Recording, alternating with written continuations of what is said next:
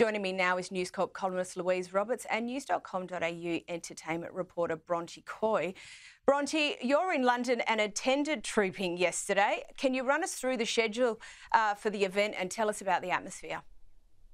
What a year to be here for Trooping the Colour. It all looks so uncertain, like we just said in that package at the top. You know, a few months ago, we had Charles with his cancer and Kate with her cancer. We didn't know if either of them would even be able to attend. So being on the ground there yesterday, the excitement was palpable. It was an incredible display of pageantry. It really is one of the most exciting and most high-profile events on the royal calendar.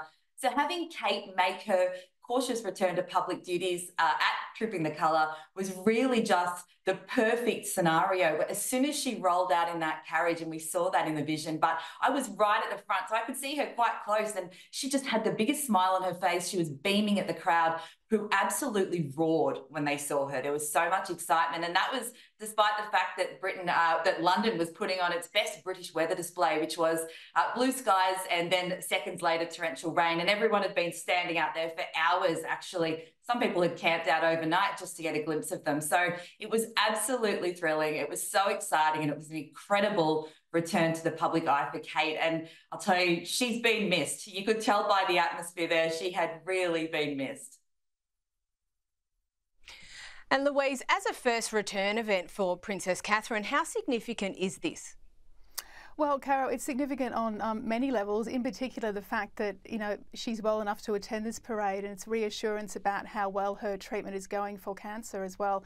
And I think also, as Bronte says, the aligning of the diaries. This is the most important event on the royal calendar. It's the King's birthday parade, but it really was Kate's day. And if she'd not been there on the balcony, it would have sent a very clear message that things aren't going to plan for her. But in fact, she was on the balcony, she was in the carriage with her children, and you could see her laughing and smiling, and all that beautiful chit chat and the moments with with King Charles as well was just amazing. I think, as Bronte says, everyone was so delighted to see her, and she was very strategic. There was no sort of look at me. She was looking at the cameras, so she knew that people wanted to see that she was okay and she's progressing well. So I think all in all, a triumph for Kate, really.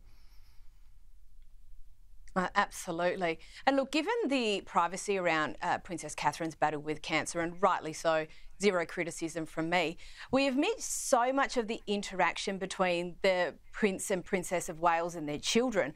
Bronte, the behind-the-scenes video released by the Palace in the lead-up to Trooping the Colour was a welcome return to that interaction that we've all gotten used to. Let's have a look at it here.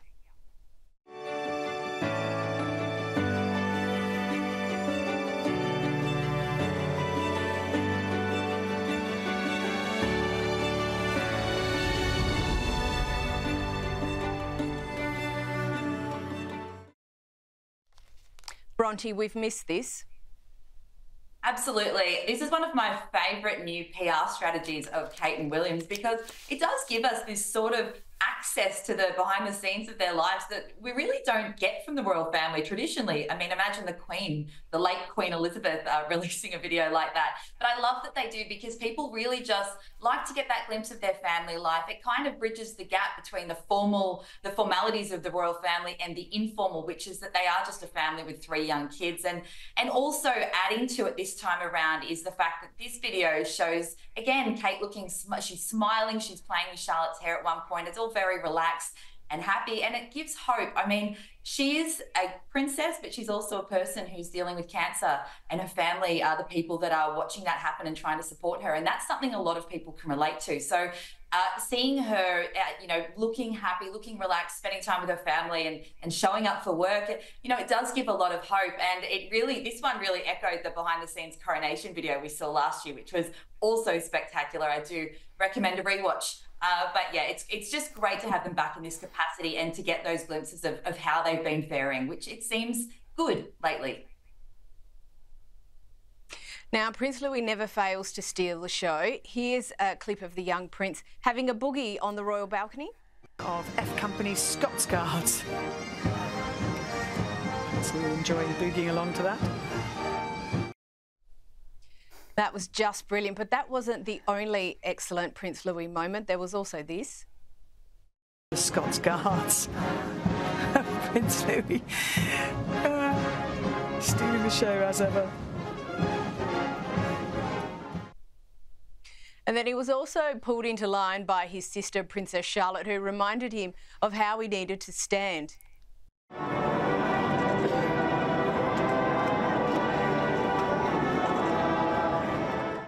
Louise, he just makes these events so joyful.